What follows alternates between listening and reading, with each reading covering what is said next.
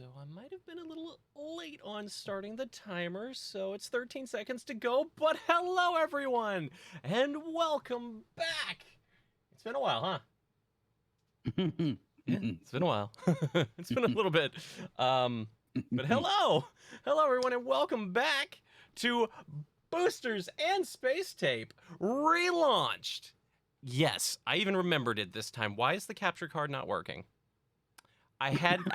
Oh, come on. I had this working. I had this working. Nothing will go right first time ever for anything. This was literally just working. Hold on. I'm gonna fix this. No, not that. Why is Discord not... Oh, there we go. I got it. I fixed it. We're good. This was literally working 5 minutes ago. But yes, Boosters and Space Tape relaunched. Welcome back, everyone. Hello. My name is Matoro. And today's date is Tuesday, December 15th, 2020. Midweek recording. Midweek recording, yes. Midweek recording. Yeah, multiple issues leading to that, but we'll get to that in a little bit. But welcome back to episode 7. And, yeah, Boosters and Space Tape. Hold on, I can say that better. Boosters and Space Tape relaunched, the podcast about Kerbal Space Program, real space, and other cool and sciencey stuff. With me is my good friend, Mr. Akinesis Gaming. Yeah.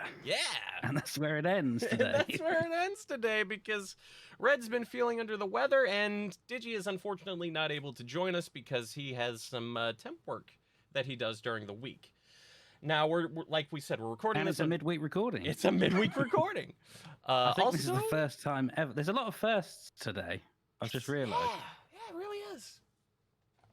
And in chat is TheReadPanda. Yes, he is. I can't talk in about the chat. He's here in some form, just not in audio. Right.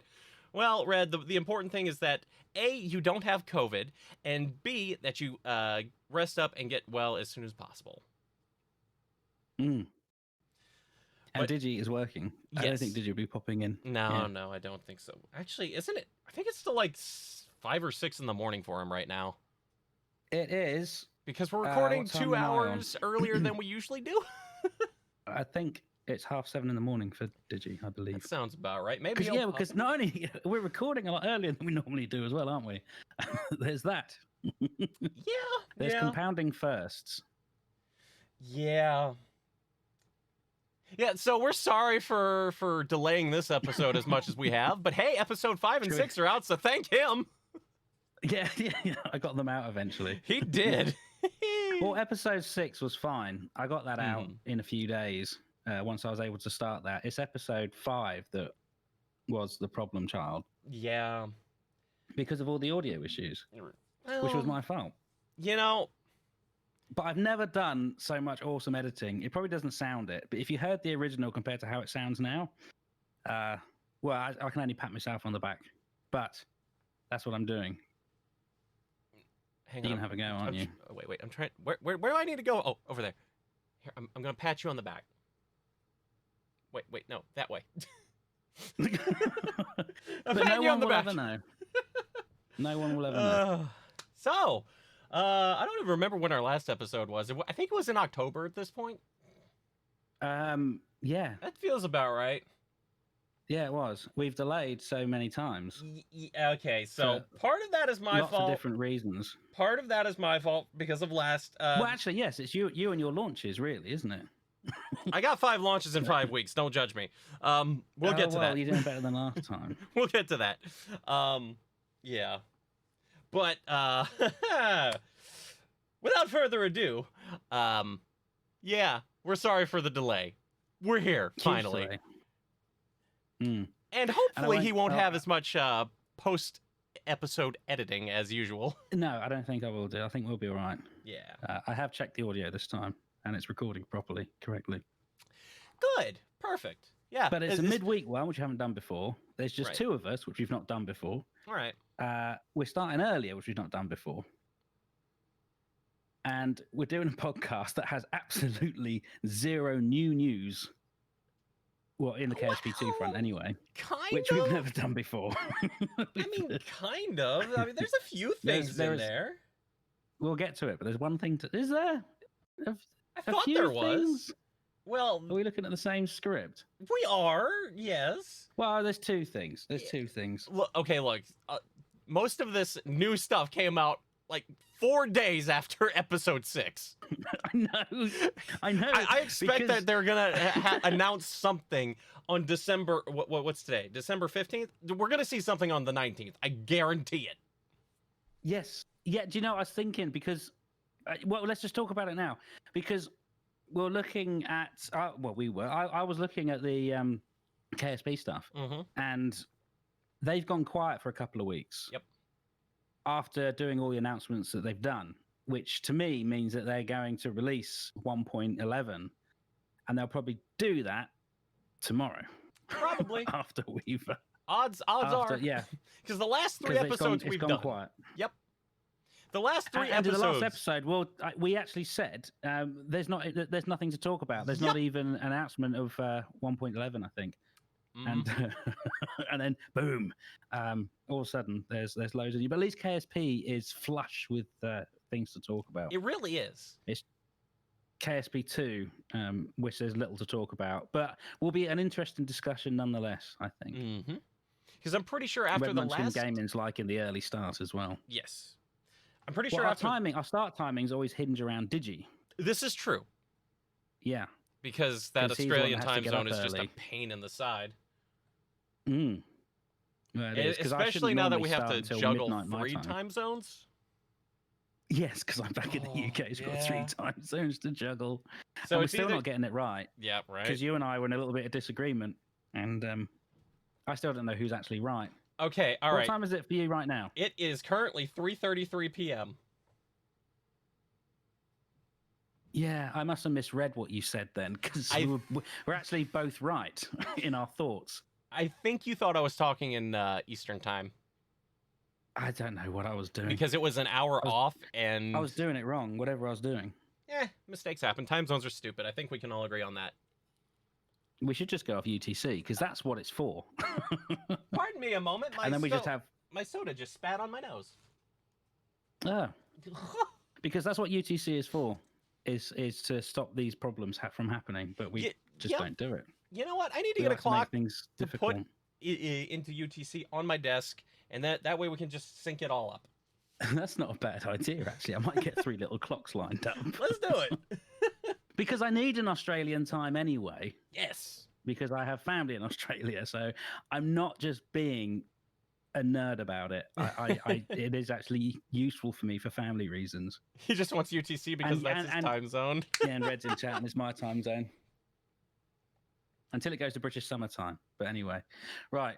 That's that. Yep.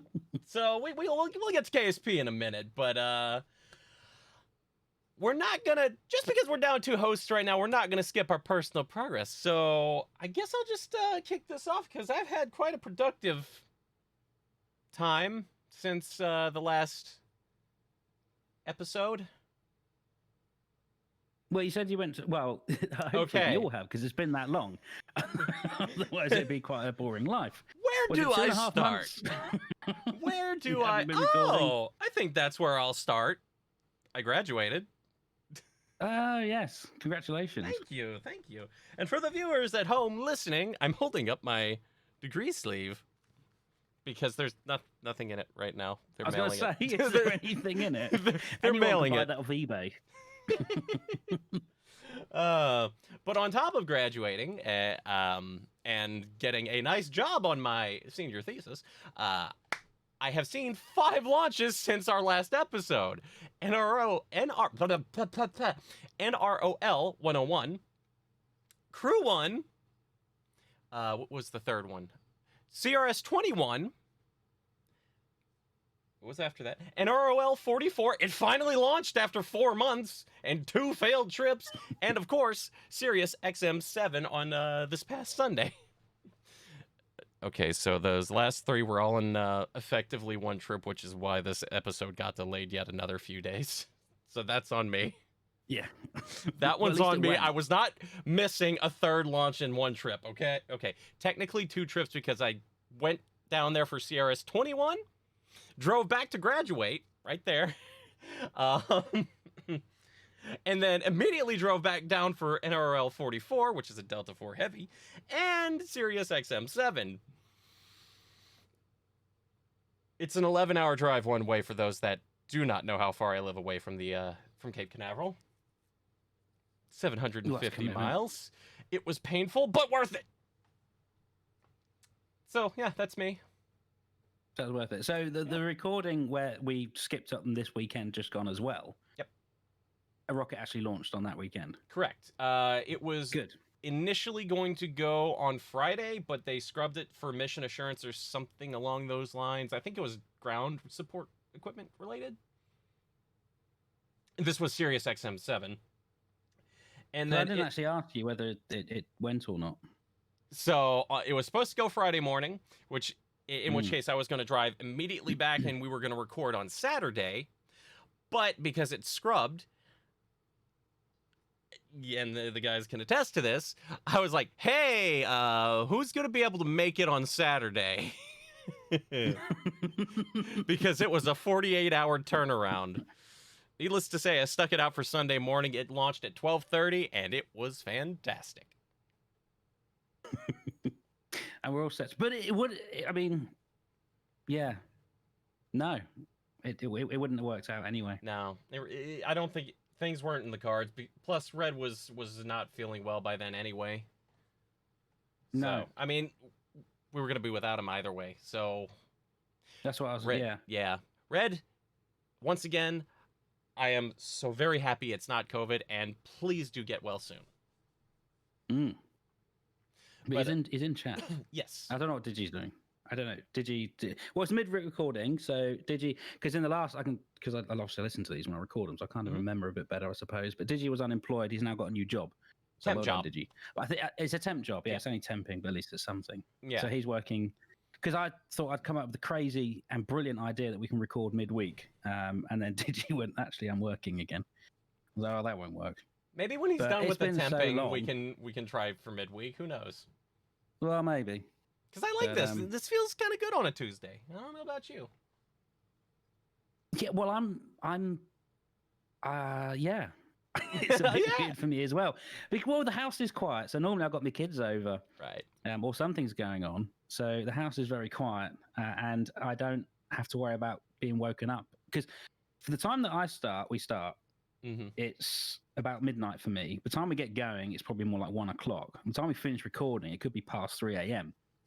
And my kids wake up anywhere between 5 and 7 a.m., which means that I get a bit grumpy the next day. So I don't have that because it's midweek and I work shifts.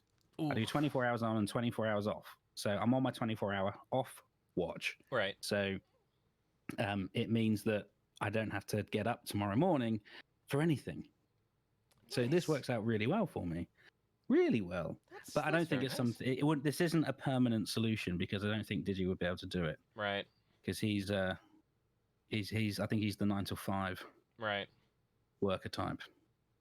Anyway, I'm digressing. we'll figure that out. But, anyways, that's what I've been up to, and all my videos are edited up. I just have to upload them. In fact, 2 of them I got uploaded right before we went live here. So. NRL 101 and Crew 1 are up. But that's me. So, Aki, what have you been up to? Well, my face is naked again. Bald. Yeah. It's I went from having a bread loaf beard, like a full-on bread loaf beard, and it's slowly shrunk down to this. And well, it's just nothing. There is no this because there's nothing there.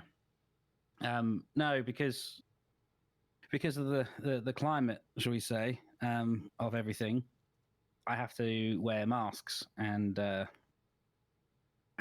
you can't really have a beard while wearing masks. And it feels I can't stop touching my face because I normally sit here and stroke my beard or twiddle my moustache or something, and I can't do that. I keep missing my face because there's nothing there to grab, and it's just all skin, and so there's that. I know that feeling from when I shaved for the charity. And everyone hates me. Right, my kids, I went to pick up my kids from school, and one of them burst into tears and wouldn't talk to me. The other one stood there, burst into tears, and shouted out in the middle of the school playground, "You're not my daddy," with all the teachers and the parents Yikes. around. I was like, how do I resolve this? I have no experience to call upon for this moment. But they would not talk to me. And yeah, so that was very awkward. I got them home legally. Hey, there you go. I didn't want her to say that and I go, shut up, and just pick her up and drag her off, because that would make the whole situation worse. Yeah, I don't think that would help. Wow. No. So I don't know how to resolve this at the moment. My kids they've always known me to have a beard. Mm-hmm. Pretty much their entire lives. So for me to suddenly not have a beard, and it's not just the kids, actually. A lot of people won't talk to me now because I just look too weird. But it does shave about a decade off of me, so that's one positive. Who are you? So that's that. But I haven't really been playing much computer stuff at all. Any free time I got recently, I was doing editing. So the less we talk about that, the better, really. God, that took me. That took me weeks. That took me hours of days that went into weeks. But it doesn't matter. It's done. We won't make that mistake again. All right. To those listening, I just want you to all appreciate the absolute work that this man put into episode 5. If it wouldn't be an episode now if I didn't complain about editing, which is completely silly because I don't have to do it, but I still persist on doing so. Actually, but now I've told you, I don't do that. Much editing anymore. Look, when we were talking about bringing this back, you were complaining about the editing. Well, I don't do it like I used to. Fair. It's, avid listeners that go way back to the original BST, which is all up there on the same channel still. I always used to put bloopers and stuff at the end. I don't do that anymore because there is no blooper because I keep them all in. So that's just, yeah, there's no fun bloopers at the end because everything stays in. A few little bits might get cut out, but anyway. So when I haven't been editing or complaining about editing, I have been actually playing KSP. This will spill in nicely to KSP chats because I've started a new career. I just couldn't wait for 1.11 anymore. I was trying to hold off for 1.11, and what grabbed me, this is quite early on, but what really grabbed me was the new thrusters, the RCS thrusters. And because I love a good satellite or 100, but I don't like using the reaction wheels because it's just a bit unrealistic early on in the game. So I like having thrusters. And they've got little tiny thrusters, or they will have little tiny thrusters in 1.11. And I was sitting there waiting. And of course, even as we record now, 1.11 isn't released yet. But I just couldn't wait anymore. So I started a 1.10 save. And I thought I won't mod it, or I'll do very few mods. I might do some clouds, just a couple of little nice things like docking alignment indicator and all of that. And then about 60 mods later, to the point, where it gets to the point where things in the game stop working because you've got that many mods. That plan obviously didn't work. But I've been going through my KSP career, and that is literally the only game I've been playing at all. Having said that, my shipment from Australia arrived the other day. And I've got my HOTUS back. Nice. So I might be doing a bit of Elite Dangerous as well. It's a good time to jump into it. Yeah, there's someone in chat mentioned about an update. In fact, it was Noswolf. Yeah, Elite News tomorrow. I'm assuming that's what he means. Yeah, the new DLC. Because, of course, Odysseys. Yeah, it's on the way. Yeah. How bad is it to be a Horizons player? Because now they've integrated it into the main game for free. Well, but, maybe we can talk about that later. They did give a free ship skin that works on every ship, so it's nice. It's quite nice. It's like a pearlescent teal. I did have a look. I think I've screenshot it to remind myself to claim it on my phone. You don't have to claim it; it's just automatically added. Oh, is it in there? You don't have to go in and. As long as you bought Horizons beforehand, it's in there. Nice. Yeah. Well, The only thing I'll say about Odyssey is it's not coming out VR compatible, and I'm a VR player on Elite Dangerous, so I'm gonna have to see what happens with that. But anyway, this is KSP. So I've been playing KSP 1.10 save, not using the stock tech tree. There's a new one, and I think I kept the name of it up, but no, I didn't actually. I closed it down. I'm back into that habit of closing stuff down that I want to talk about. I think it's the Kiwi Kiwi tech tree overhaul, because I don't like the stock tech tree. I like to be able to fly planes. What do the New Zealanders have to do with this? I don't know, but they've done something that isn't half bad, you know. Coffee, tell us what's going on here. Coffee's been busy. Well, it's just an alternate tech tree because there's a lot that's still not being updated for 1.10.1 as it is now. Right. And there was no tech trees, so I tried that one, and it's okay because it puts aircraft before space stuff, which is what I like. And the TheReadPanda actually, why do I close everything? I want to talk about it. KEI for life or something. Hang on, I'll get there. But it's the one where here we go. It's the one where you can claim all the science around the Kerbal Space Center. Yeah. Yeah. I downloaded that just to give yourself a bit of a boost. So you don't have to build a rocket car, right, to drive or propel, I should say, yourself around the space center to get little bits and pieces of science. Do you know there's nearly, in fact, I've got it up here, whether it's around the Kerbal Space Center, and I don't know whether it extends out to the island or anything like that. I don't know. But there's nearly 1,800 science points around the Kerbal Space Center. There's quite a lot. There is. Kerbal Environment But you only Institute? get them in little 2 to 6 points drabs at a time. Right. Generally. And they upgrade with the Space Center upgrades as well, so. Yeah. Yes. So that's quite amazing. So I didn't claim them all because you can claim them in part or you can claim them all at once. And I just claimed some just to unlock a few things that I needed, like wheels. Right. Because it's nice to have wheels for your car. Hey, take it from me. Wheels are very nice to have. Yeah, they are. Yeah. And the stock tech tree has always annoyed me because you can get to space before you know how to drive around on the surface of the home planet. Yeah. You know what I'm saying?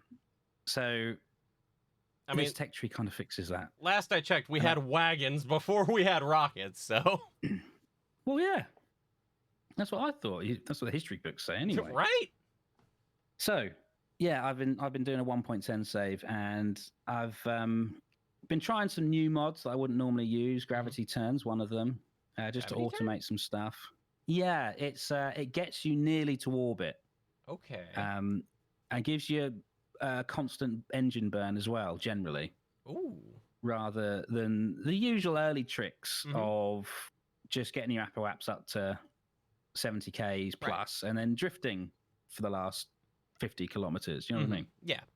So it just stops all that. But I do like a bit of automation rather than trying to fly manually all the time. Not that it's boring. It's more for a realism effect. No, I hear you. Yeah. So I've been having fun building that. But I know that 1.11 is about to come out. I'm pretty confident that we can say that it might even be out this week. I think it will be out before Christmas. I mean, they were building it up like it's coming very soon, so. And they've stopped publishing things about it. So, but anyway, should we move on to that so we can actually talk about it? Sounds like a plan to me. I've been away, so you're going to have to lead this. Well, I've been chasing real rockets. Well, KSP, some reassembly required is the name of the 1.11 update. And there's a lot of people, even in the forums, that said this is big enough to be a DLC. The stuff that we've said this. I think we've said this with most of the updates recently, haven't we? When we've been talking about this. There's enough content for it to be a DLC. And I am still amazed that they're pumping updates out like this. They're huge. Have you watched the videos? I Is saw the first question I'm going to ask you. I saw the one where with the repair packs. Yeah. And what was the other one? What were the other videos? There was the last one they put out was the one for, which is basically a Kerbal attachment system. Yeah, okay, yes, I saw that one. In stock. Yes. Wait, no. Actually, no, I didn't see that one. I saw the Volleybop revamps. That's what it was. Go and watch that one. I think I've linked it actually. Or I haven't, because I seem to. You need to go and watch that. It's only just over a minute long. I'll find it. So while I'm talking about, hello people in chat. While I'm talking about stuff, you can watch it. Yes, do that. For those, do that. The ones that anyone out there that hasn't watched these videos yet, go on the KSP forum and look at these videos. The next update, 1.11, is quite a serious update. It gives engineers a whole new world of things to do. So the first one that they released was the repair packs. So when wheels break on vehicles, engineers can go and fix them. That's not new. However, now you have to have repair packs to fix them. So the amount of times you can repair a vehicle are finite. And the bigger the part that needs to be repaired, the more repair packs you need to use in that one go. Not only that, but now you can repair solar panels, antennas, radiators, robot arms, everything. It's not just wheels anymore. And that's made the fact that you can repair solar panels has made a lot of people happy. So you can repair more stuff, and you have repair packs that you have to use. And the repair packs are obviously finite. Right. Because Kerbals have their inventory system now, and the inventory system that is taken from Breaking Ground is now going to be incorporated into the stock game. So for those who have raised the question in the forums, you don't have to buy Breaking Ground in order to be able to use this update. They pinch stuff out. Yes, I did see this. I forgot about this one, though. So, to get on to the thing that Mate is now talking about, is the ability to construct things with a little laser gun. VAB, with a little laser gun. And it's amazing. So Kerbal engineers can now go and attach items and build things out of the VAB. They can build them around the space center. They can build them in space, in orbit. They can build them on the moon. They can build them wherever. And the less gravity there is, the larger the components the Kerbals can attach. Or heavier, I should say. Mm-hmm. So on Kerbin, you won't be able to fit items, heavy items, but on Minimus, you might be able to fit those items because they'll weigh a lot less. And those that are familiar with Kerbal attachment system, it's basically that incorporated into stock. So you can... Actually, I don't know. Did it show them taking things off? I don't think it did, just putting them on there. I'd be surprised if you couldn't take things off. I would imagine you'd be able to. Place, yeah, and it just goes back into the inventory. Yeah. But Kerbals can now attack. You can have a vessel in orbit, and you go, crikey, I forgot my solar panels, or me batteries, or me antennas, or whatever. That happens a lot. You can then launch another. You can launch another vessel with your Kerbal engineer sat inside with the parts you're missing. Let's go for solar panels. So you can, when you're building a new vessel, your ship or your vessel will have an inventory, a certain amount of cargo space of items that it can hold. You can add your solar panels into the inventory of that vessel, and fly the vessel with the engineer up to orbit, and then you can get your Kerbal out. You can transfer the stuff from the vessel to the Kerbal, and then the Kerbal can then attach those solar panels to the stranded vessel in orbit. That's a whole new level of gameplay. It is. That's opened up. It really is. And you know what's huge. You know what's nice here is a few updates back, scientists got love. Finally, we're seeing the engineers get the love. Yeah, it is focused on engineers. It is, and this is something that people have been wanting for such a long time, well before 1.0. and it's finally here. I was going to say it later, but I'm going to say it now. We'll get onto the KSP 2 stuff. Actually, no, I'll save it for later. Let's leave people hanging. Such a tease. But what I will say actually is with the EVA stuff, where engineers can now repair things or repair more things, and also they can build things. I'm really, really, really, really hoping this means it will now have random failures. I would like that, but only as a difficulty option. It would have to be a difficulty option, absolutely. But I would love it if they added this in. They haven't mentioned it anywhere, and there's a good chance that it won't show up. But it is a possibility that they'd have random failures, and I hope that's in there. Because one of the mods I did install was Dang It. Because I do like things going wrong on occasion. I don't like everything working perfectly, other than Kraken intervention. So to have random failures, like an antenna doesn't deploy, or a solar panel doesn't deploy, or an engine stops working, or an RCS thruster stops working, I would like for that to happen, because that would dig a whole new trench of depth to the game as well. So as we mentioned previously, EVA parts, the repairs now require kits. Bigger parts require more kits to repair a single job, and the less gravity there is around you, the larger an item the Kerbal can move.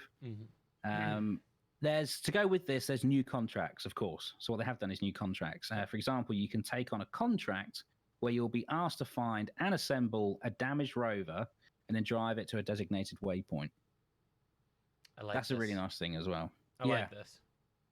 Got to find stranded or wrecked equipment and go and get it. Because that's a new thing in your inventory as well, surely. Unless it disappears once you complete the mission, I don't know.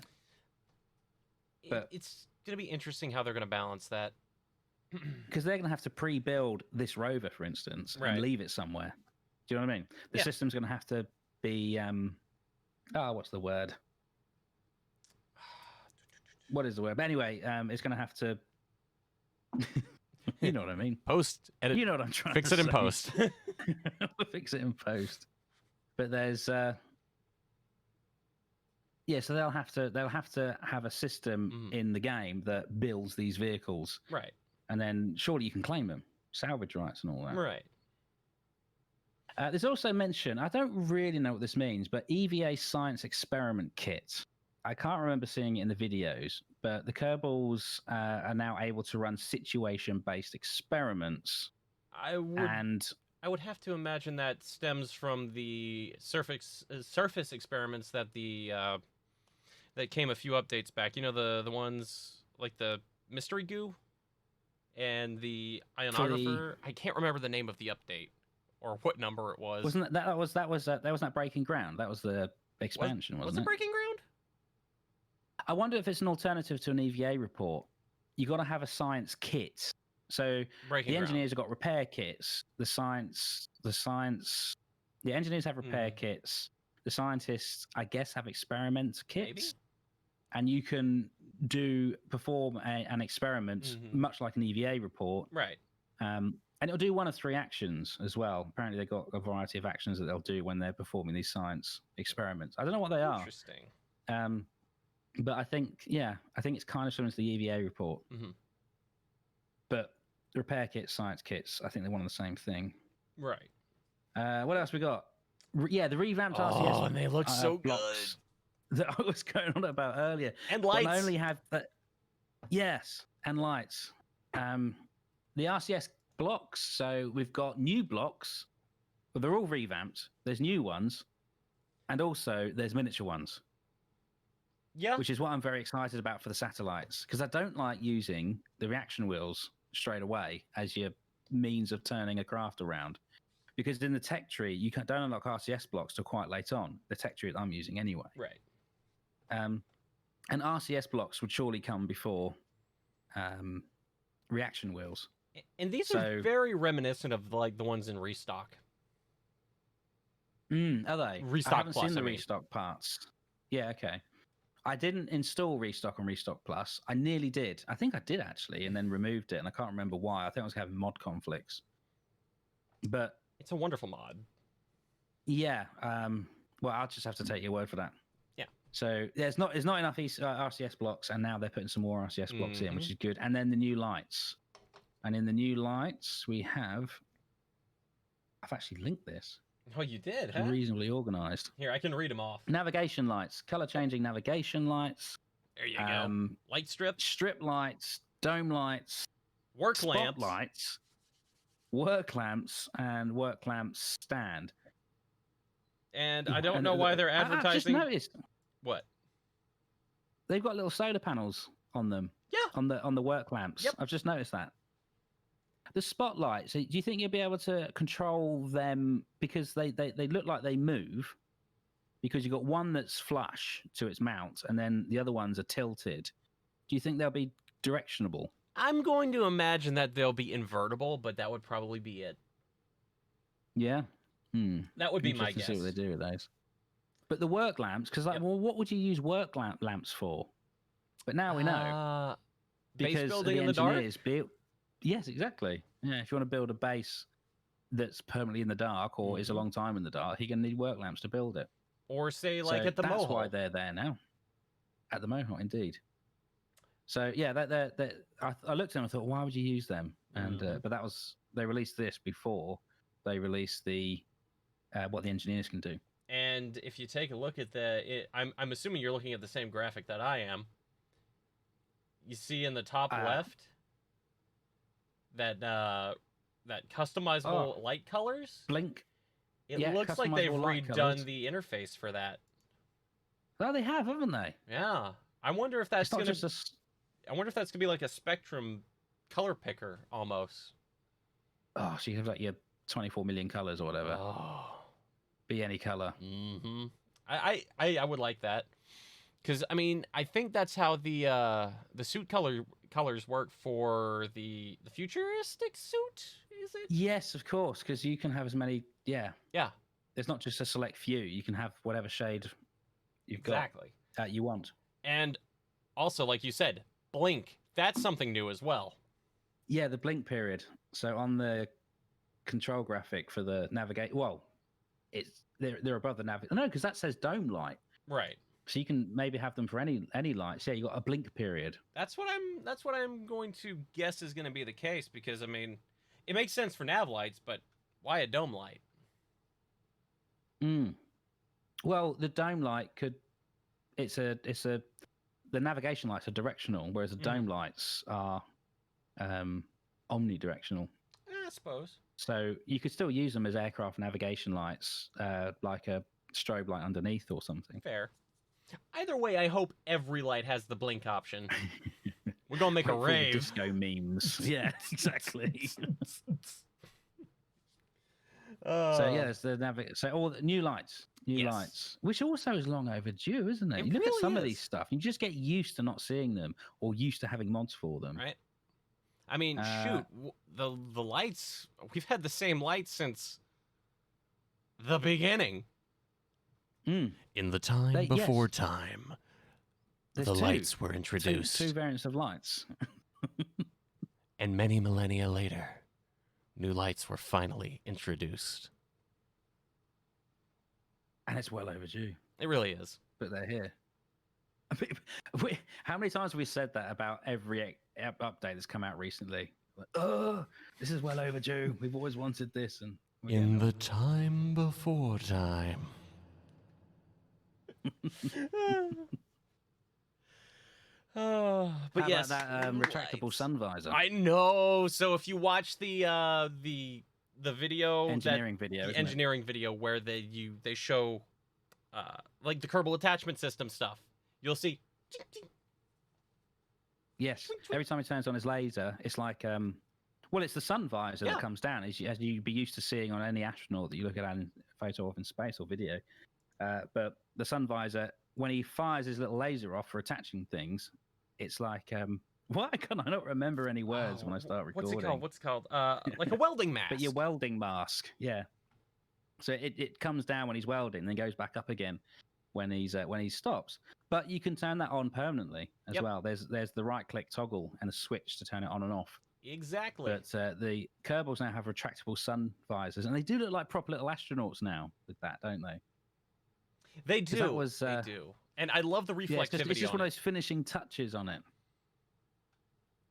And And- going on from that, did you want to say more from that? Oh, I was just saying, I love the reflectivity on it because it looks really well done for the stock game. I didn't notice actually. Was it a true reflection? It's like a matte reflection, but it's got it there.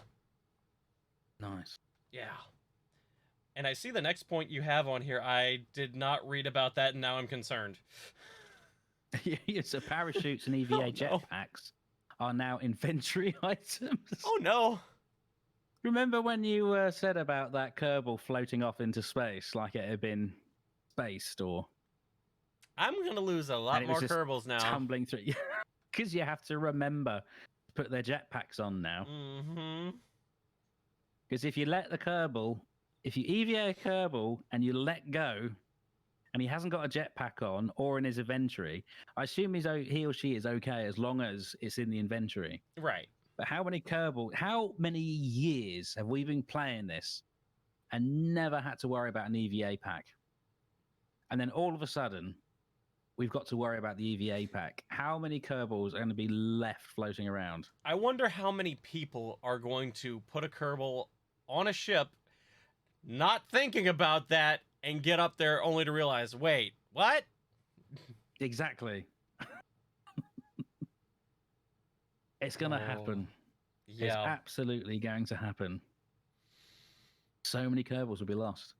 That they will. So, And it won't even be the remember- Kraken strikes. No, remember, folks, pack the jetpacks Pack and the packs. parachutes. And the parachutes. Pack the packs, pack the chutes. And Because you can you'll be just okay. eject a Kerbal out into the atmosphere and it will happily parachute down. Not if you forget the parachute. I see this leading to a lot of fun. So much death. So you much know, death. no, not death. Just So much poof. just Poof everywhere. There's drifting Kerbals and poof. poof. Yeah. It's gonna be fun. And do you know what this means as well? So if parachutes and EVA jetpacks are inventory items, and the inventory is finite and the Mhm. slots are finite, so you're going to have to balance out Yep. what you need exactly. You're like, I need that Kerbal to take an EVA jetpack. I need it to have the laser for fixing stuff, and I need a repair kit, and that's all 3 slots used. What if on re-entry I can't land a thing? He won't be able to take the parachute unless he does the old switcheroo back in the spaceship. But then you've still got to remember to put the parachute in the spaceship Yeah. so that the slot that you had for the jetpack or the empty slot because you've used the repair kit. Actually, that's a point. There's 3 slots, isn't there? There's 3 inventory slots on it for a Kerbal. Yeah. In the video, they said, or the video that they showed, Mm-hmm. it took 3 repair kits to fix the rover wheel. If you need to fix an item as big as that needs 3 repair kits out on EVA, unless the Kerbal can don the EVA pack permanently so it doesn't have to be held in his inventory. Maybe They did mention stackable items. Maybe the repair So packs it might are be a stackable. case of weight limit. Yeah, so you can Yeah. have 3 repair kits in one slot, but you've got the problem of weight limit. Yeah, like inventory So- system. Exactly. So either way, you're going to have to, some way you're going to have to balance it out. This is actually, clearly this is going to take a lot more thought than just chucking Kerbals into a spaceship and going up, which is good. I like this. I can't believe we have such a discussion on parachutes. But the other thing to just close that off, is if the Kerbal's not wearing the EVA pack or not wearing the parachute, it won't show up on the Kerbal physically. Oh, good. Which is a nice little touch. Yes, because Yeah. okay, I don't know about you, but I hate seeing parachutes on their packs while they're standing on the moon. Drives me up It a doesn't wall. really make sense, does it? Why do you need this here? You don't need this. Take it off. Well, you've got your wish. I don't know if this is how I wanted that wish answered, but okay. Yeah, because you got to remember to take it for re-entry. I forget shoots on the pods. I'm gonna forget shoots on the Kerbals. This is not gonna end well. Whew. Is the jetpack? Do you still have magic fuel for the jetpack? Yeah, as long as you get in the pod, you still have magic fuel.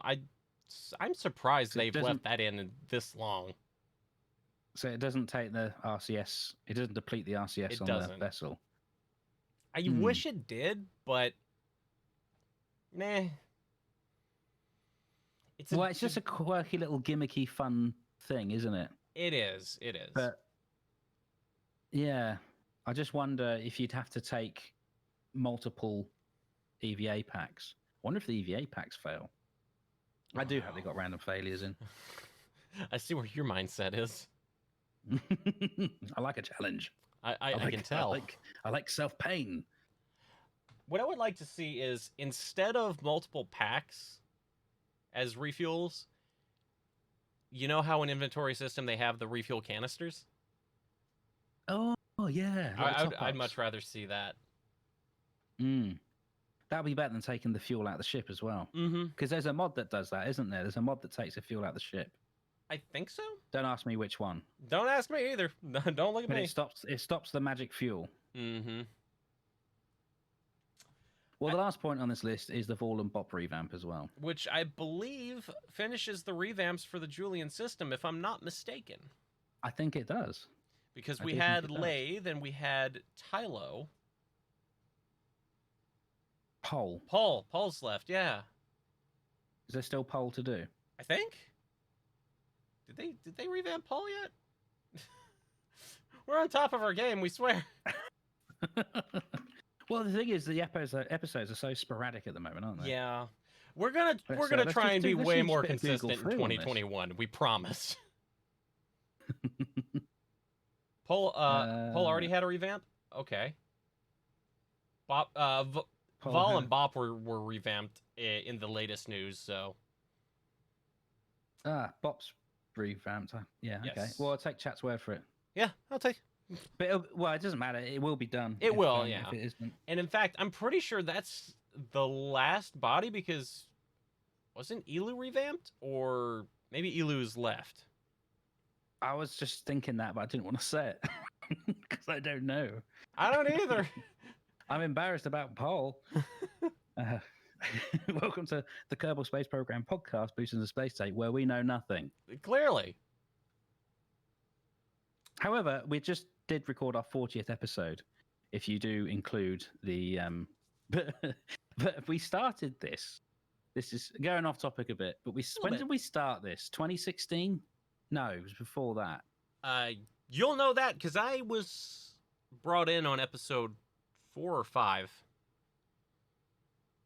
I'm gonna get. I tell you, it's weird how my brain goes to mush when I'm actually a clever guy. Hang on, I'll go ahead and pull up the podcast app. I've got it installed. Where is it? Hold on. POD casts. There we go. Boosters in Space. Hey, there's episode 6. Okay, all right. I'm gonna find this. I swear to you, I'm gonna find this.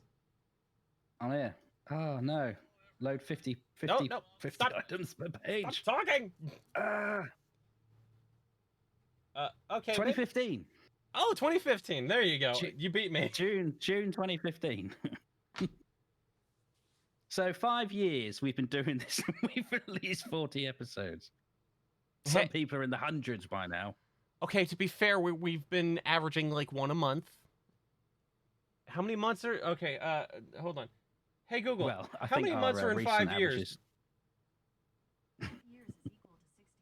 60 months. Okay, we're not getting one a month. That's, hey, Google, stop. We're 20 short. We'll get there. We'll get there. Look, I'm a comm major, not a math major. Before anybody says anything, I will soon have a piece of paper to prove it. Is that a New Year's resolution? Red Munchkin says in chat. Actually, we have been chatting that we are going to try and to be more committed to regular recordings. Yes. But I think we can all agree that 2020 wasn't the best year to get back into this sort of stuff. I don't think people are going to really spit at our download page. 2020 is a weird year, let's be fair.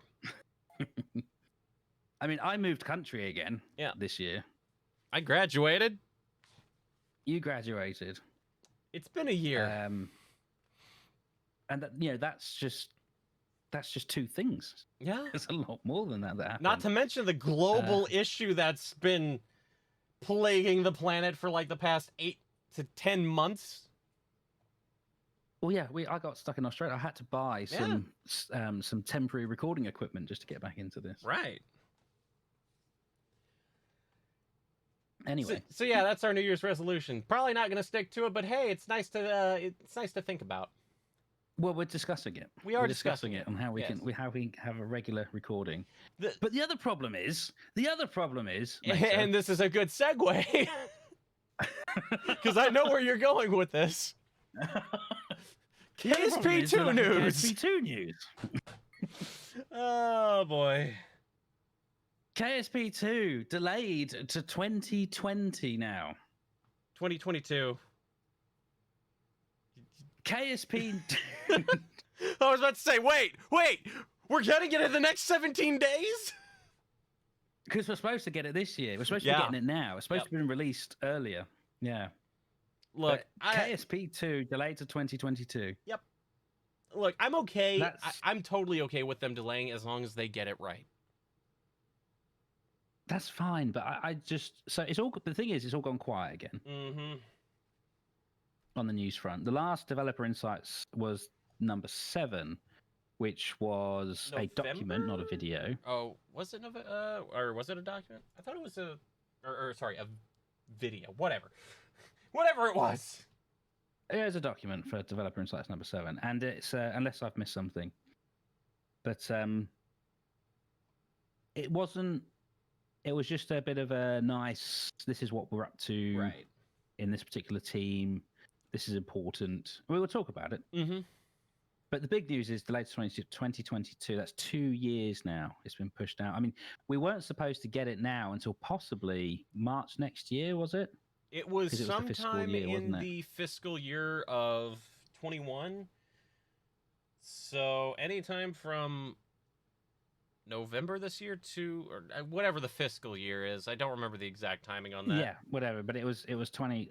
But we're nowhere near the end of the fiscal year. Right. And they've already pushed it out another year. Now, 2022 is a very large time frame as well. We could be looking at January or we could be looking towards December. We don't know. We could, yeah. Yeah, and it's quite... There's already been a lot of... I don't know if you've seen them, but a lot of KSP2's now been likened to Cyberpunk 2077. Well, hopefully it has a better release than that dumpster fire of a game. Oh, maybe we can talk about that later. But no one's... Yeah, in fact, Metroid in the chat just got good with a KSP2 being delayed again. I don't want another Cyberpunk event. Yep. It's already rife. Yeah, it's not good. Not good at all. But there's no reason as to why. They just say, as they've always said, we want to get this right. Right. You know, which is fine. Maybe they don't need to say anything more than that. But, and this is what I was going to say earlier, I'm half wondering whether the amount of content that's coming out for KSP now, at least in some part, the reason that they need to delay it is because Intercept Games has gone, wow. Yep. we weren't even thinking about this sort of stuff in KSP2. Yeah. But here's because whatever KSP1 whatever KSP has done or is doing, KSP2 needs to do also, plus more, plus better. You gotta wonder if they're starting to have to play catch up, or yes, that's my point exactly. Or alternatively, KSP2 has had all this in the works and 1 is playing catch up. We don't know. Yeah, and it's a bit of a We're not going to know until 2 KSP2 actually maybe. drops. No. So it's I just wonder if, at least in part, that Insect Games has gone, hold on a minute. We haven't got half of this content that they're pumping out. I don't know. I would also but be willing it makes to you wonder. Yeah. I would also be willing to bet it's probably a lot to do with delays due to the pandemic and whatnot. So, well, I still imagine they're having staffing problems. Yeah. Because they'll still be in some way reeling from the Intercept Games. Yeah, the changeover. Formation, should I say? Yeah, the changeover. Because only, as far as I'm aware, only half the staff came from Take-Two. No, Take-Two's the big one. Yeah, Take-Two's the Star parent. Theory. Yep. From Star Theory over to KSP2. Right. So they got to get a load more people in. I'm assuming they're getting more people than Star Theory had. And they've got to catch them all up with what's going on, blah, blah, blah. Onboarding, I think they called it. So there's a lot of factors there. Plus, plus the COVID is going to have an impact on this, as it has with everything. Yep. But I do chuckle to myself and wonder if if they've gone, oh, we need to incorporate this into KSP2 now. How are we going to do that? But doesn't KSP? It doesn't. They're not Squad don't look like they're going to stop. No, they just I keep don't pumping think so. these updates out. It's just like a train at the moment. It's unbelievable what they're bringing out, and it's updates. It's not new paid content. Yeah, it is updates. It's amazing.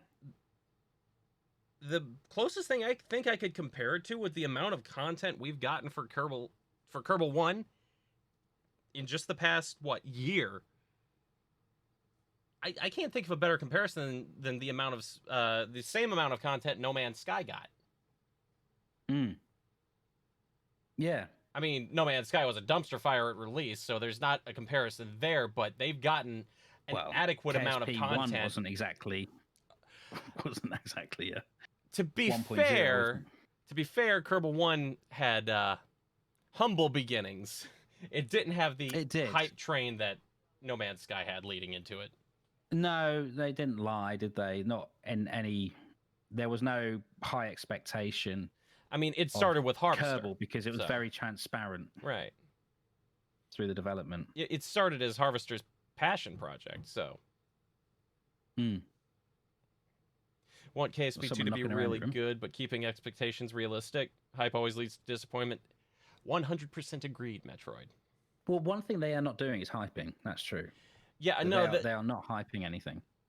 For as annoying as the radio silence can be, I think they're playing it right by not building up too much and releasing too much at a time. Like the little teasers we got at PAX East this year. Perfect amount. Which everybody's seen that now because that was the one where they showed all the Kerbal animations, the animations of the planets, the one with the rings and all that. Well, that's right. So the only thing they've actually said is new content that's hypeable is the Interstellar. Yeah, and colonies. Part of the game. And colonies, that's really it. Colony building, base building. Yep. It's but they've not added. There's nothing else surrounding that at the moment, other than some looks at planets, and there's no what do you call it? The planets are content, aren't they? But there's no hype. It's just like, this is what we've got. This is what it looks like. Right. And I see what now, even. Oh, go ahead. I say even the multiplayer they're keeping close to their chest. Yep. And I see what you're saying, Red Munchkin. Or maybe what they took over was a pile of rubbish and have to redo a load of it. I don't think that's the case because it's been the same core team from the outset. So I don't think that's the case. I think they're just taking their due diligence and really stressing to get it right. And Vulcan Streaming actually came up with something interesting. They had they had developed it initially as a small scope improvement to KSP2, but then realized they could add so much more after the Star Theory split. So maybe the Star Theory was the focus was quite narrow, perhaps. Right. And then when they got to Intercept, when they became Intercept Games, or Intercept Games took over, a bigger team, perhaps a more skilled team, more experienced team, who knows? But everyone got together and thought, actually, we can make this 10 times bigger than what it is. Mm-hmm. And I mean, we're talking just about a year ago now, because that was last December. So now, obviously, cool, this is all it's speculation, a year, isn't it? Yeah, it's been a year. Where did it go? Don't answer that. Anybody, don't answer that. But it's been a year. I can't believe it's been a year, man. Been a year. Shoot, we'll have been back podcasting a year in February. Wow. So I was just looking at making sure my audio is still recording. Mm-hmm. Yeah. Wait, how many? Yeah, well, we've been back a year, recording a year nearly, and this is episode 7 of that. Okay. All right. It's 2020, man. It's 2020. Look, we had to take off time when you were moving. We delayed because I went rocket chasing more than once. 2 of those were my fault. I'll own up to that. But anyway, KSP2 Developer Insights number 7 was released recently, or is the most recent bit of news we have, and it's just what it is. It's a look at how the player interacts with the game. Mm-hmm. It's the bridge between the player and the Kerbals, really, and how you interact with them. And it just looks at the I think the picture they give. It's, let me click on here. Yep. There you go. And while you do that, I just want It's in the VA. It's in the VAB. It's a nice little story of what this job is, and it's actually a lot more important than what it looks at first glance. First glance, it's everything. It's how it's the interface. It's how you build rockets or space planes. It's how all the parts connect together, and the point of the message is that they're trying to get across is they want to remove as much confusion as possible between player and game. Yep. They want you to go into the VAB and just look at it and go, oh, that's what I need to do. It's like tipping out a load of Lego, and you got all the bricks there, and I know what to do here. I need to put the bricks together. I can make what I want.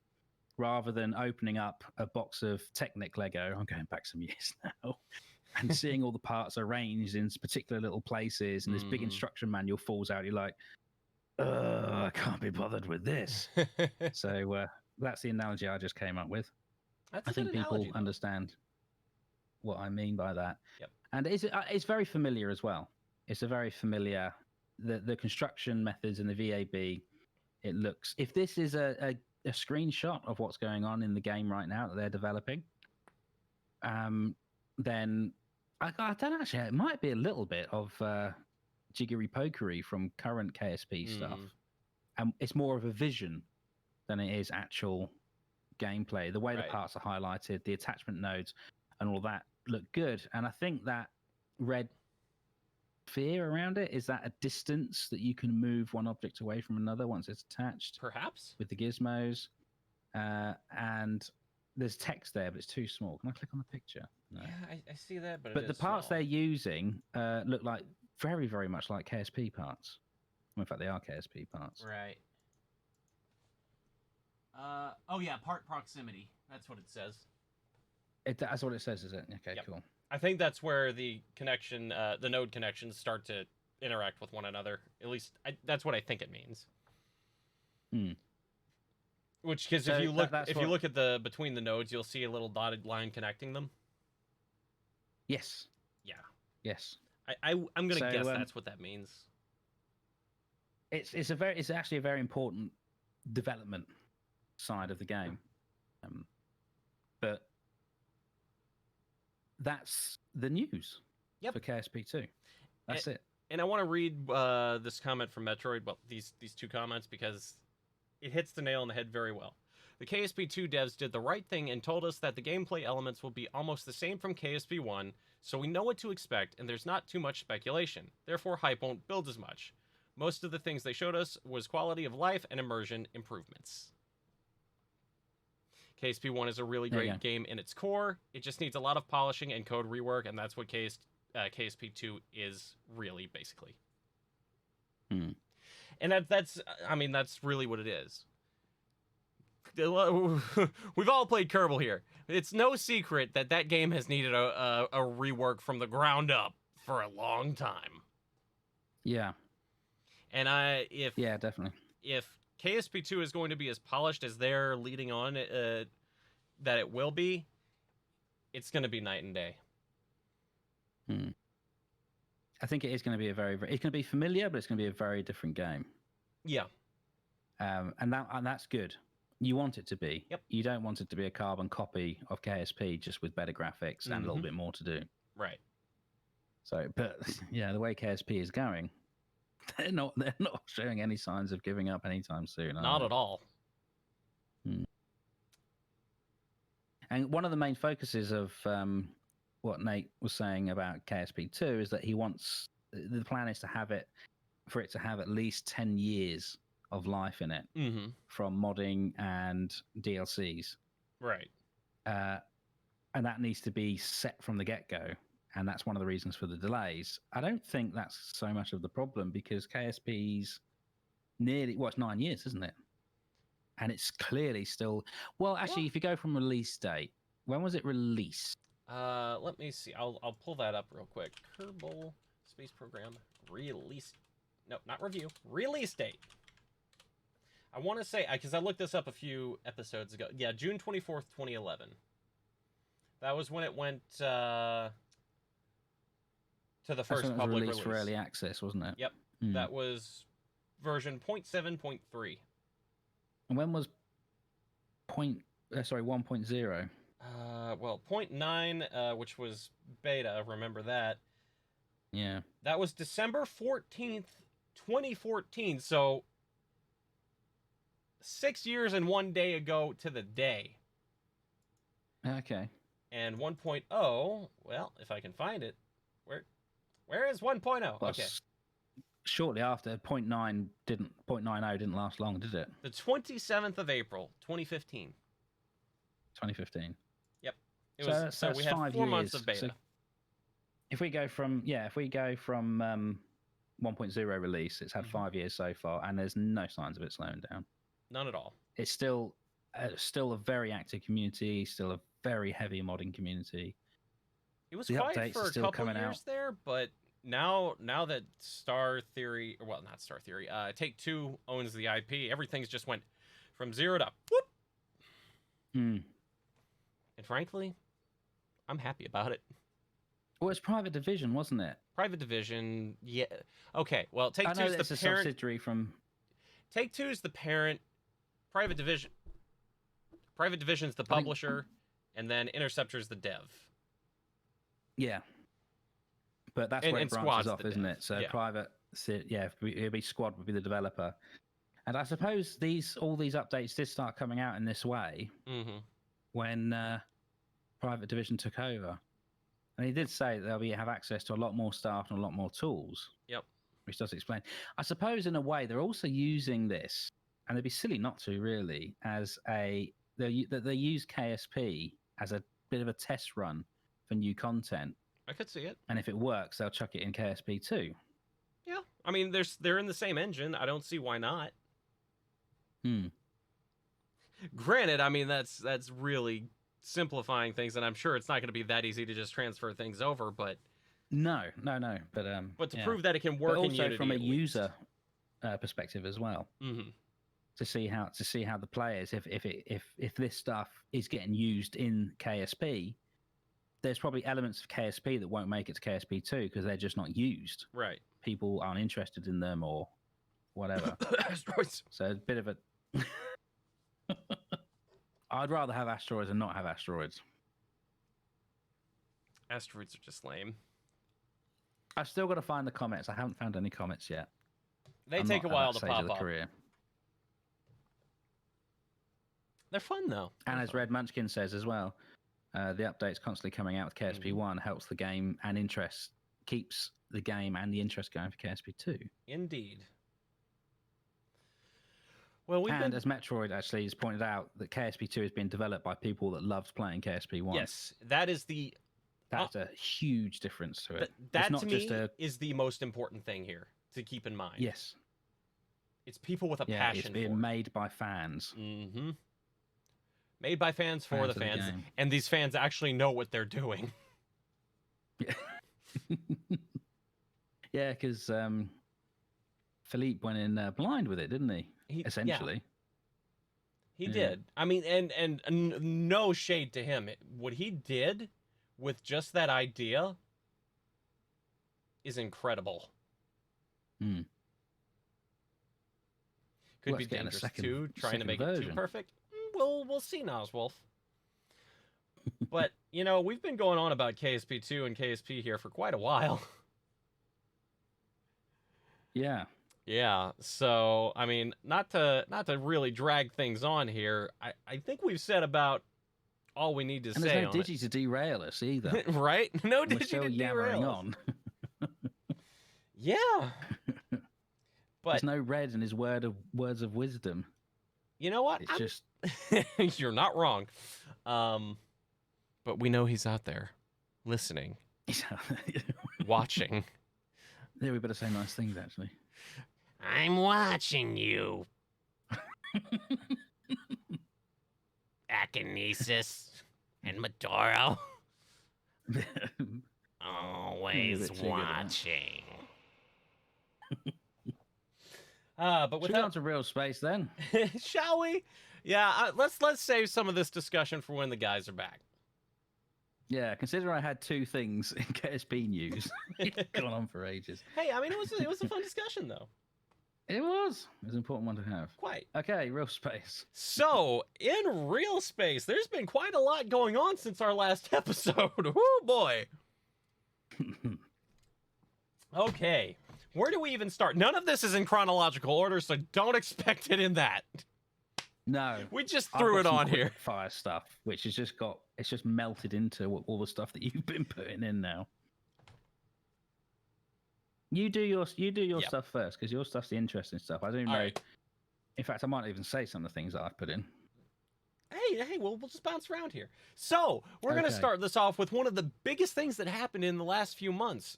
One thing I was actually present for, which is why we delayed one of the episodes. Sue me.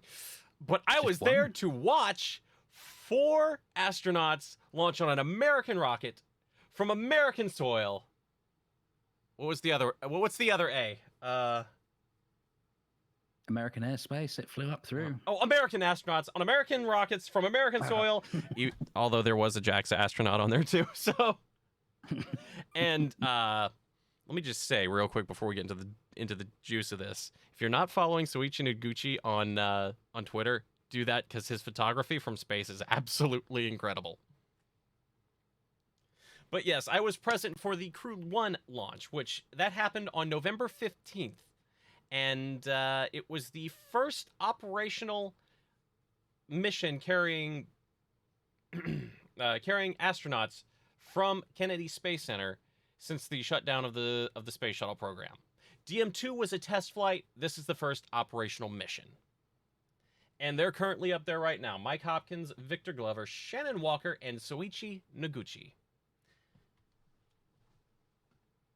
Which I believe brought the total crew of the space station to 7 permanent residents for the first time in, I think, history at this point. I was going to say, ever? Because the shuttle crews were only up there for a few days. And not part of the actual expeditions, as far as I understand. I might be mistaken on that, but yes, that happened on November 15th. Something I don't have on here, but I'm going to mention, on December 6th, the new version of the Cargo Dragon launched for CRS-21. I was present for that. Wait for that video to upload on my YouTube, because I was only 3 miles away. Well, 3.5 miles away, and it was incredible. But yeah, that launched. and it's up there too. So there are currently 2 Dragon capsules docked to the space station, not too far from each other. Dragon Resilience and then CRS-21. In this time period, we also had the 100th successful flight of a Falcon 9 and also the 100th successful SpaceX mission, which they were not the same thing. 100th successful flight of a Falcon 9. Has there Yep. been that many? Yep. Wow. Yep, and that was the November 24th launch, which was a Starlink of all things, but nothing grand, just Starlink. But hey, 100 successful flights. Absolutely insane. And, oh, what's that? No, just me, just being amazed. Yeah. We also had 100. Rocket Lab. I see you put, did I put that on there or did you? What? Rocket Lab. No, that wasn't me. That was me. Okay. We also had Rocket Lab launching Electron's return to Do we sender need to color mission. code these things? Yes, we so do. know who's put We'll what on here? we'll do that. The return to sender mission, which if you didn't see that, oh boy, how do I where do I go with this? Because there's 3 different ways I can go. We're gonna hit all of these points, but there's one that's just near and dear to me. Noam Chomsky went to space. If you've played Half-Life 2, you'll know about Noam Chomsky. They put a garden gnome into I haven't played space. Half-Life 2, so I got nothing here. Sorry. I'll send you a picture later. But You they can't put bounce off me with this. It's like a flat ball. I'm sorry. they put a titanium garden gnome into space. Didn't they take a baby Yoda? That was A okay. Grogu. We got a name now. Yes. I don't watch The Mandalorian, but yes, we did get that. You're weird, aren't you? I don't care for Star Wars. I'm sorry. Yeah. But yeah, no. On Me, Digi.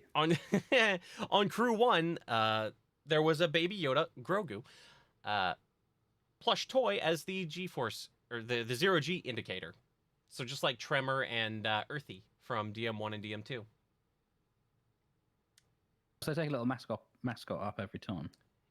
Yep, it's a tradition they're carrying over from the Soyuz Nice. launches. Yeah. But so yes, anyway, Rocket Lab's return to sender. I don't remember exactly what it was launching other than the gnome. There was an actual payload on that. Somebody can remind me of that. I was distracted by the gnome. He's up there watching down on us. But the important thing about this mission as well is that they soft landed their booster via parachute into the ocean south of the launch site and successfully Nice. recovered it. So Rocket Lab is on its way to reusable boosters as well, which is Awesome. incredibly exciting. Now, another thing I had on here was the recent return, which I believe was also on December 6th, same day as CRS-21, the return of the Hayabusa 2 capsule, which was returning asteroid samples from the asteroid... Okay, somebody correct me if I'm wrong, but I believe it's asteroid Ryugu?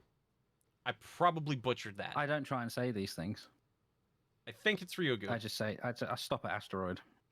But they started opening the capsule just a couple of days ago, and Oh, they've have got you seen samples live? in there.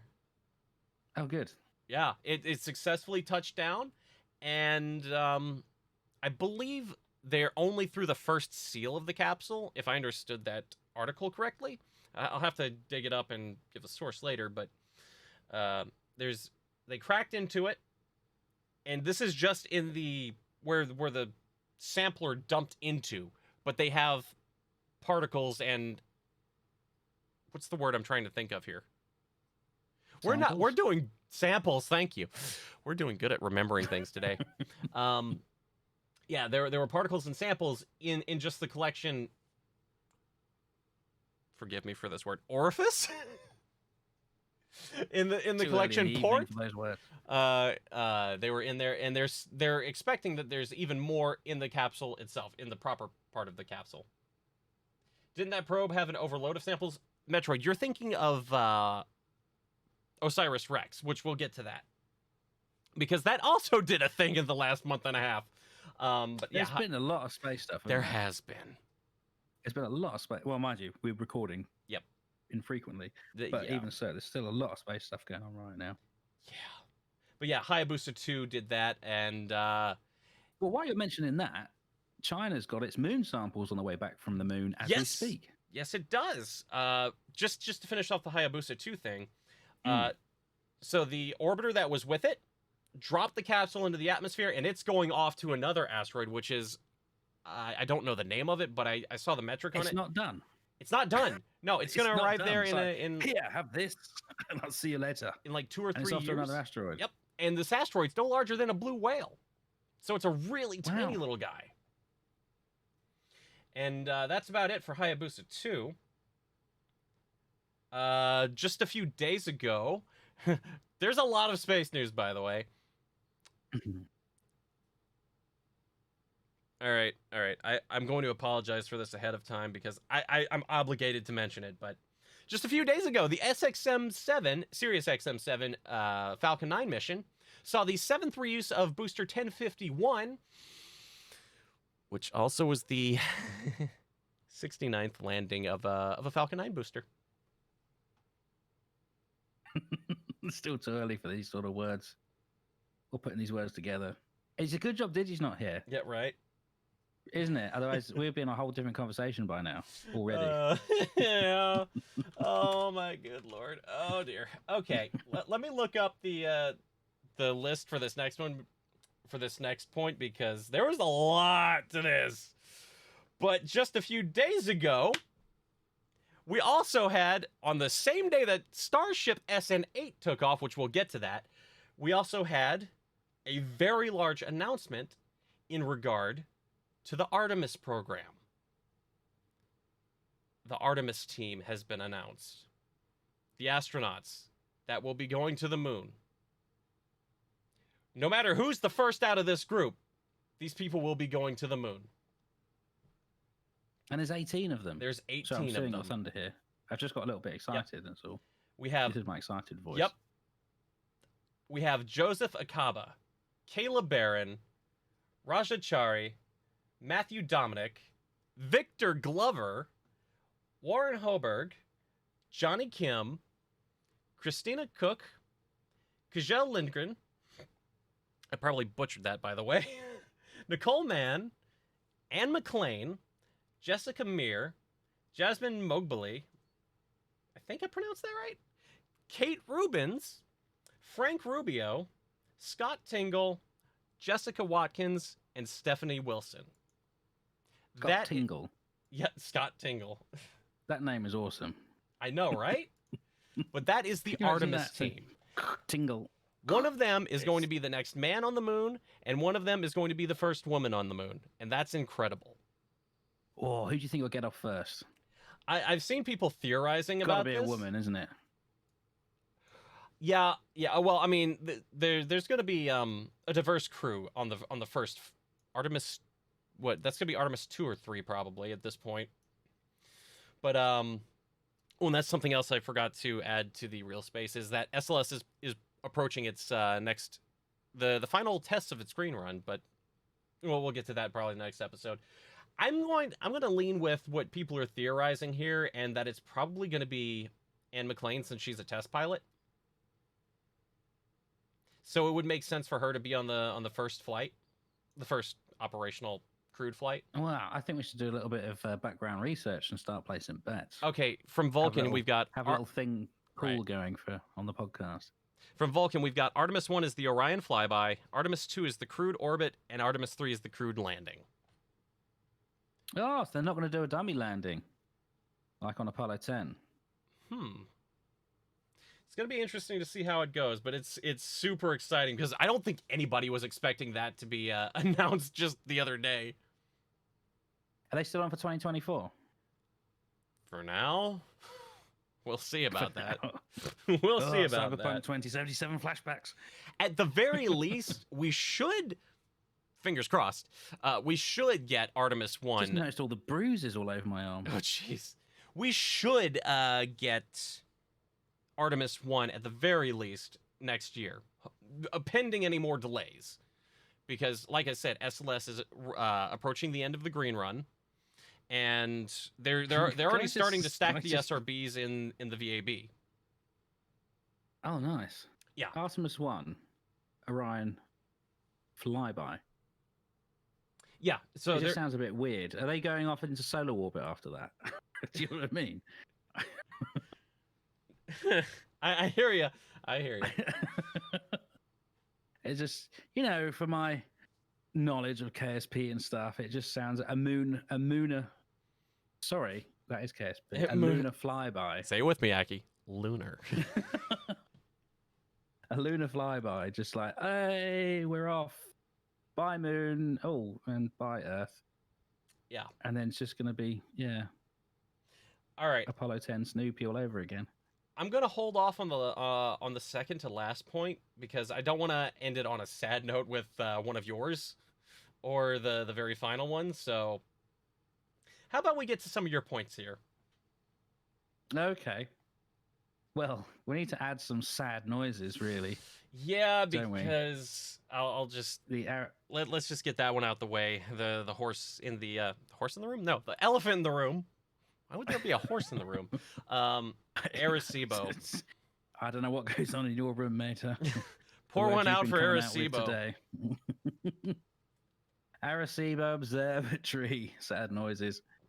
There's no more after 57 years. Since its completion in 1963. Yes, the 900-ton.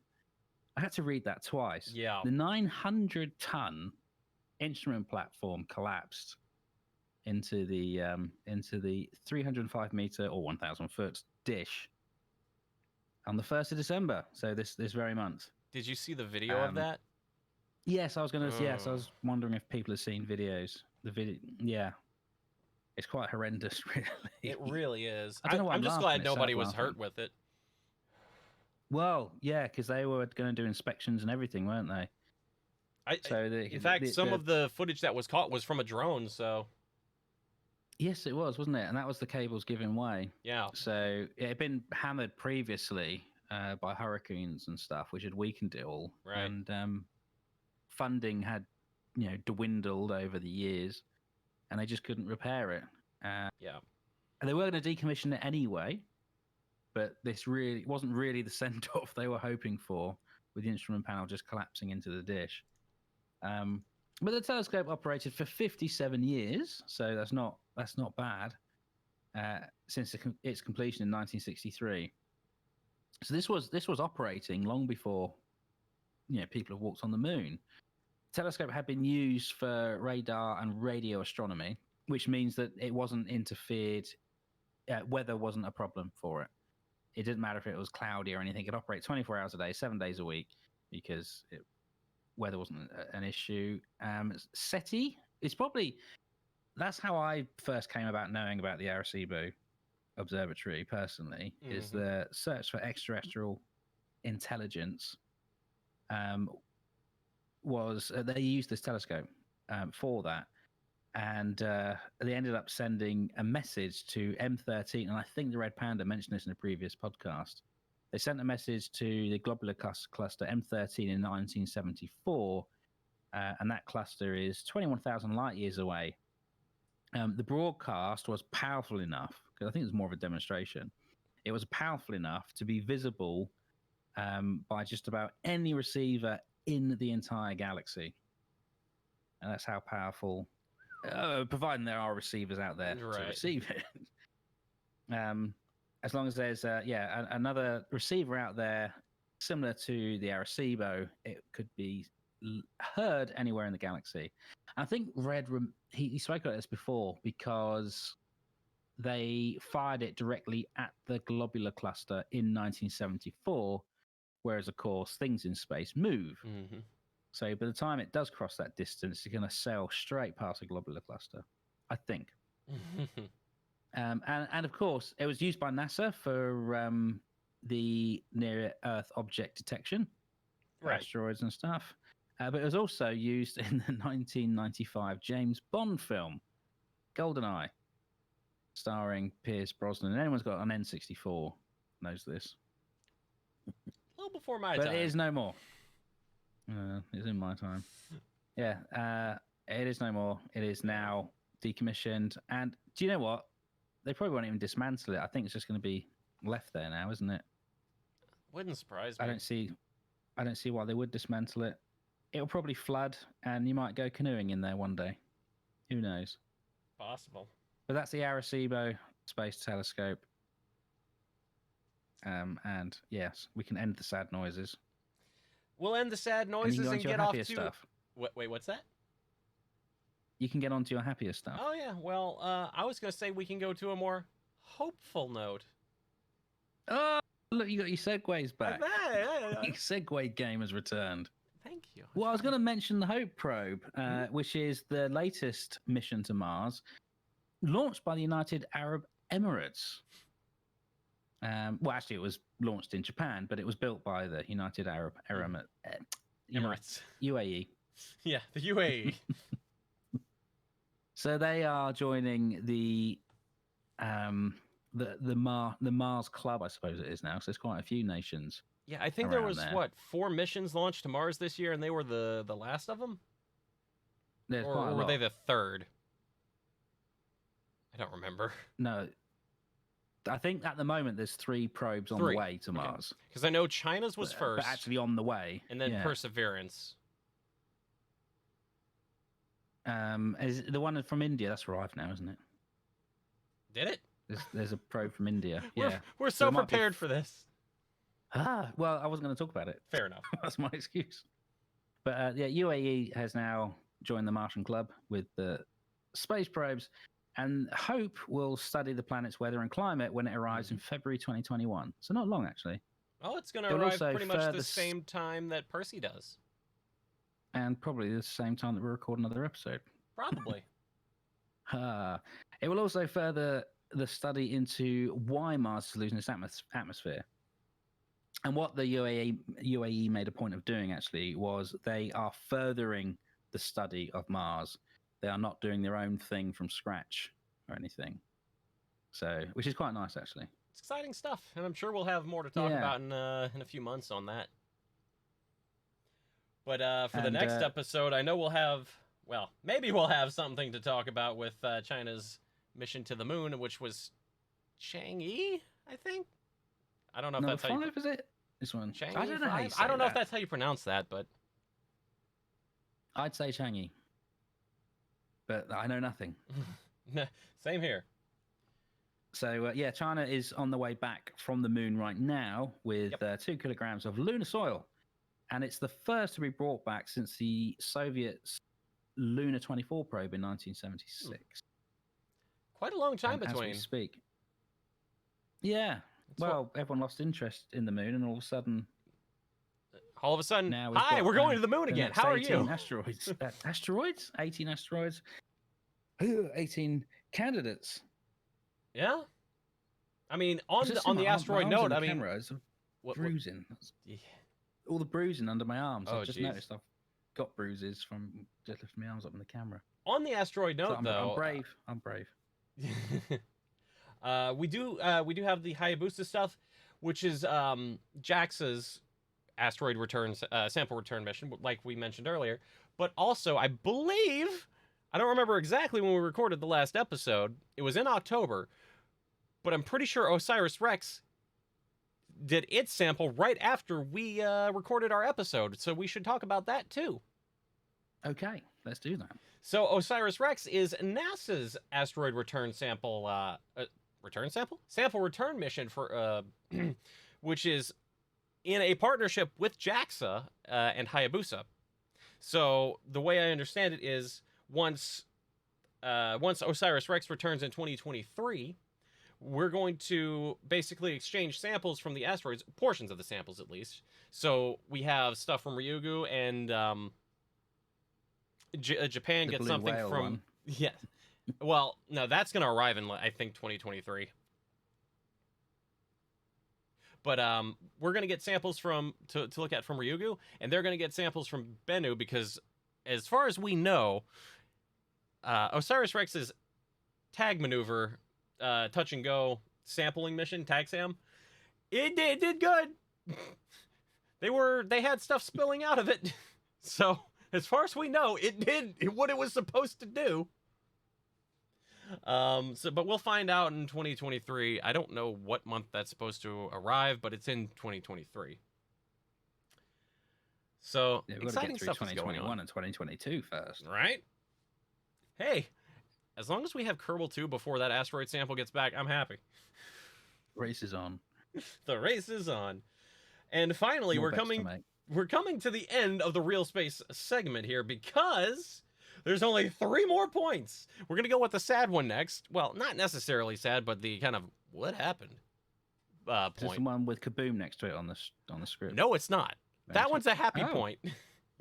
SN9, Starship SN9, SpaceX's test article for Starship fell over in the high bay because the stand Is this collapsed one under it. That's leaning against the door. It was. the- They have since righted it, and So many memes. So many memes. yeah, just from a visual inspection, it looks like only the fins took damage, but I mean there may be more than just what's superficial. But so far it. Oh, and just as of a few hours ago, we got word that there's road closures in Boca Chica for the 17th, which is Thursday, the 17th, 18th, and I think 19th, later this week, which potentially may be for an SN9 rollout. So we'll have to see what Cool. happens there.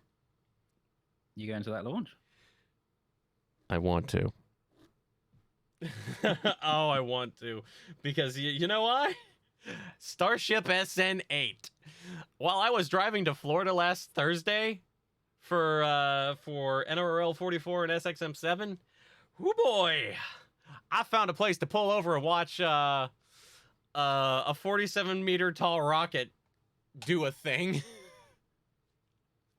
I watched before we started this. Yeah, I linked it to How's that Aki one? right before we started, and it's just like, oh yeah. So SN8 did not I land, wasn't but making it did. noises like that, by the way. Just- Oh yeah. SN8 did not land. Well, okay. But did. It landed, air quotes. Just didn't stay in Too one quick. piece. It landed too quickly. Bit of litho braking going It on. litho broke, yeah. But everything else, it took off, went to apogee at 12.5 kilometers, did its belly flop, came down, did the righting maneuver, all fine, until it got to the engine start, and then the engine's activated, and then one shut down and one went spitting green fire, which it's not supposed to do that. It's not supposed to be green flames. It's not supposed to be green flames. Green is not okay in this case. Yeah, no, you don't want green fire coming out of your engine. But SpaceX is happy with the test, as far as we all know, and they're moving forward, or at least will be moving forward with SN9, maybe SN10, depending on how badly damaged SN9 is. So we'll just have to see. But all indications are... Figure. What's that? What's the crew capacity of these things once they are up and running? I don't know if we have a metric on that yet. Okay. But look, let's just talk about the pure volume of this thing right now. It's 47 meters tall and 9 meters wide. It's big. It is big. A lot of people could fit into that thing. I don't know who would, in their right mind, want to put people in one of these things, even when it's proven, but yeah. Go. Why not? If you want your death wish, go ahead. That's not going to be me. Well, Red Munchkin just said, is the green fire the reigniter for the engine? That was my initial thought, but I heard somewhere that the Raptor doesn't have, that the Raptor doesn't use TTAB like Merlin does. I mean, that could have been misinformation, but everybody's... Either way, it was bad. Yeah, we'll put it this way. Everybody's saying the engine started running engine rich. The copper was from the engines themselves. That's what we're all under the So understanding it's essentially overheating and melting. Yeah. Green fire Okay. is not good. Well, no, I don't. Unless Elon's suddenly got into RGB stuff, I don't think it's. That wouldn't surprise I've never me. seen one before with green. I'm glad you mentioned RGB because that's a good segue. Is it? Is it? Surprisingly, it is because I hate RGB. As my keyboard in front of me is flashing the colors, all the colors of the rainbow. I hate it so much. The final point in real space. NROL 44, Delta 4 Heavy. I was at all 3 attempts. Yes, I made 3 trips for that damn thing. At the second attempt, and I have people that can verify this, we saw a boat with RGB lighting. Oh no! What, like someone's sailed across to watch this thing, and they have RGB. RGB has made it. Okay, all right. Look, I took a video of this. Hold on. You're gonna see this. Where is my RGB boat video? There it is. Right. RGB would make the rocket faster, Stavros says. Okay, look. It's like putting a spoiler on a car, isn't it? It makes it go faster. Look at this. For those that are watching the stream, you see that the boat is RGB. Oh no! It came back on the attempt last weekend. Colors. It was RGB boat came back, and you know what? Delta 4 Heavy finally took off after 4 months of waiting, and after being on the on the launch pad for over a year. The NROL 44 mission finally launched. But it wasn't without its stress because there was a swing arm issue in the countdown last week. Oh, I think everybody on that riverside collectively puckered.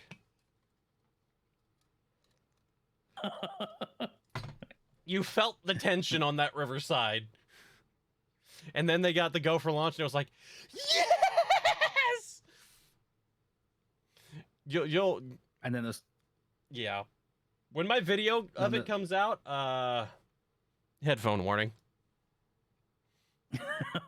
That was a moment of catharsis.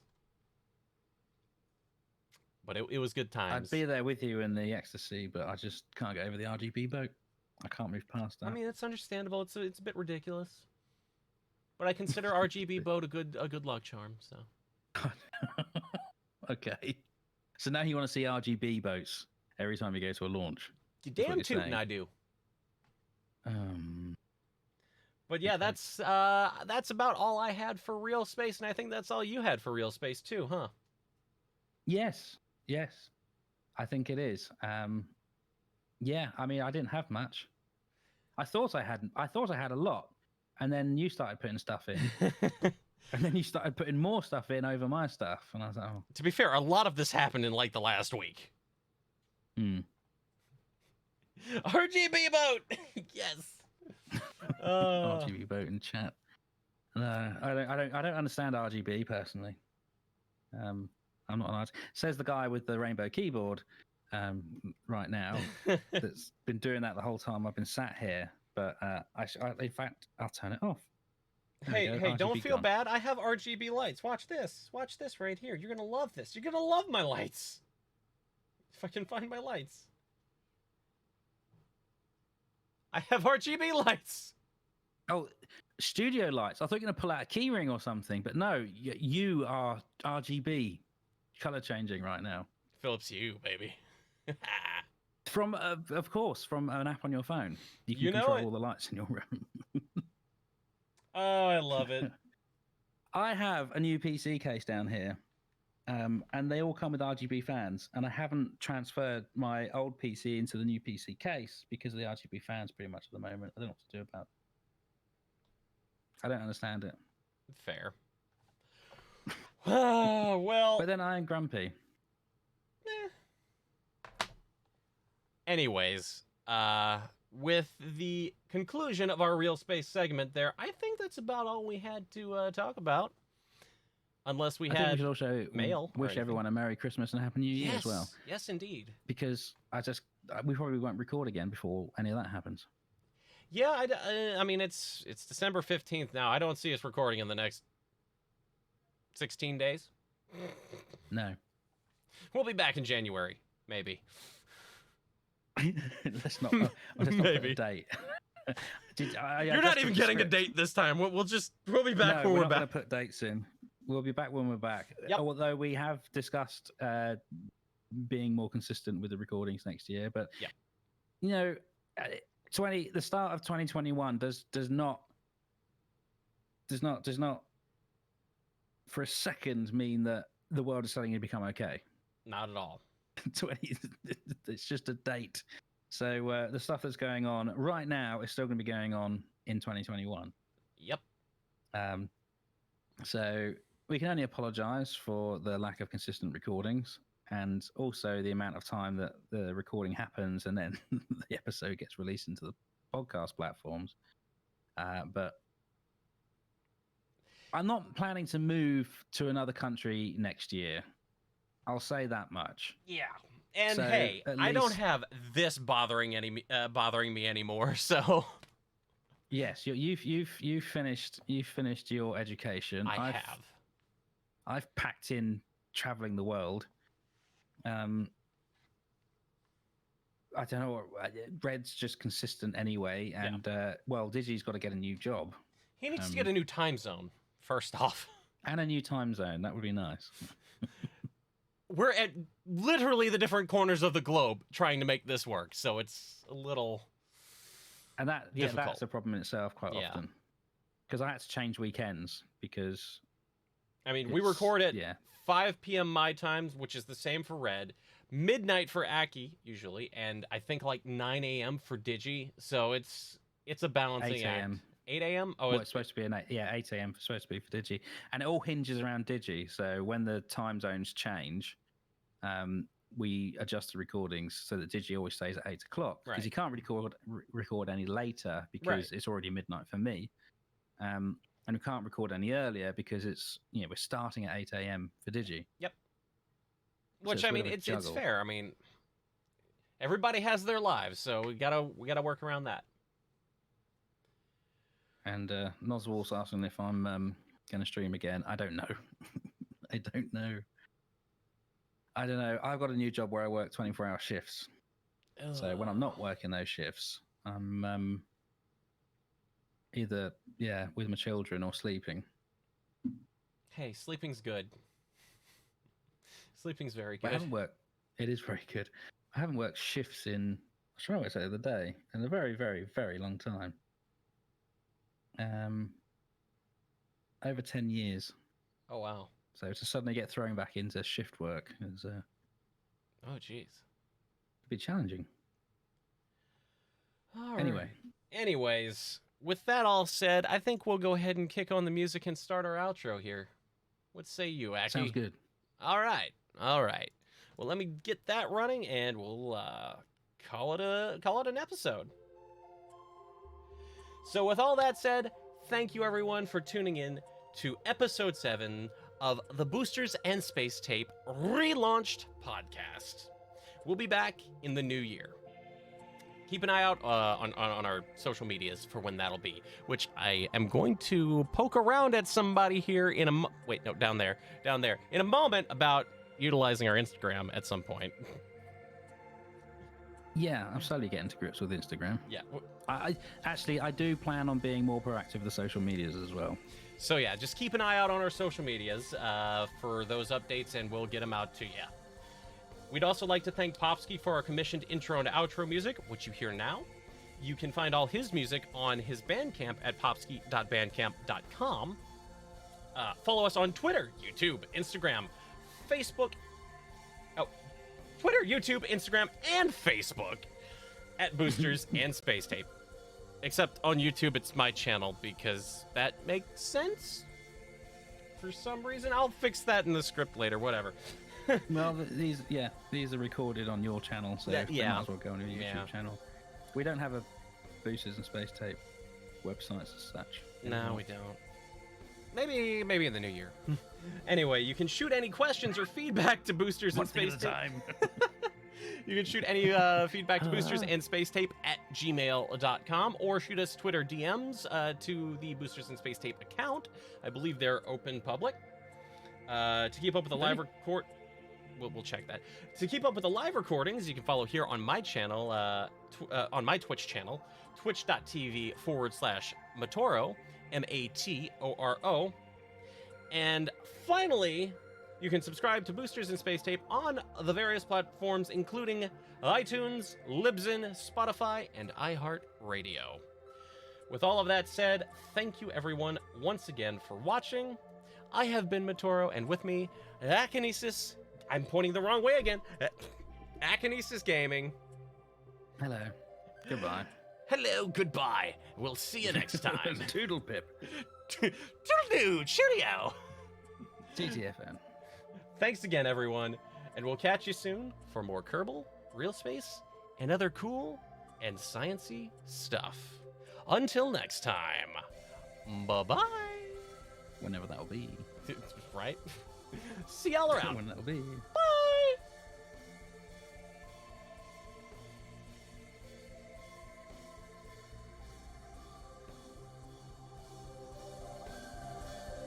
Okay, that says see y'all next month. Don't believe that. Well, maybe believe that. I don't know.